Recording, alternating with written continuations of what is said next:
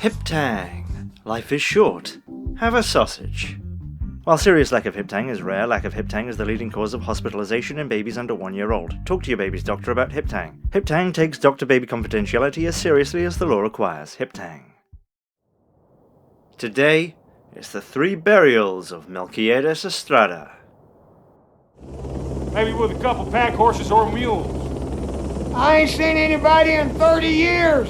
The second film, directed by Tommy Lee Jones, The 3 Burials of Melquiades Estrada, stars Jones himself and Barry Pepper, who both give incredible performances in this simmering neo-western. Bit of a spoiler here, but it happens early on. Barry Pepper's border patrolman, Mike, mistakenly kills the titular Melquiades in what he initially believes is a shootout.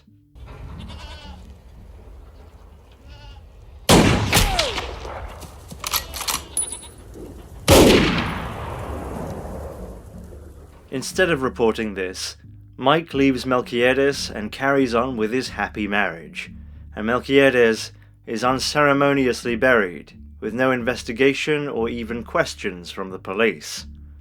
But Melquiades was, unfortunately for Mike, best friends with Tommy Lee Jones's character, Pete.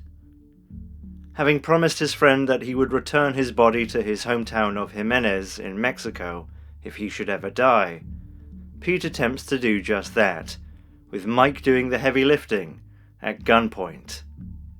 Subverting the genre a little by not being centered around revenge, but keeping with the genre a bit by instead having loyalty as its central theme, The 3 Burials, largely through Jones's performance, nevertheless burns with anger and passion.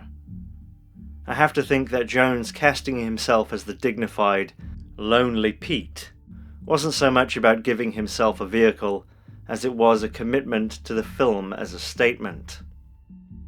Its characters, especially those of Pete and Mike, are nuanced and complicated, but I think its core themes of community, forgiveness, and racism are inescapable. Seemed like you'd at least notify me. You're not his family. I don't have to notify you about a goddamn thing. He was a wetback. There are some especially beautiful shots in 3 Burials, aided of course by the wonderful Texan and Mexican countrysides. But more than that, there is a lot of attention paid to colour and transitions to and from vibrancy. It all has a measured approach that you might expect from a filmmaker with a lot more directorial credits under their belt.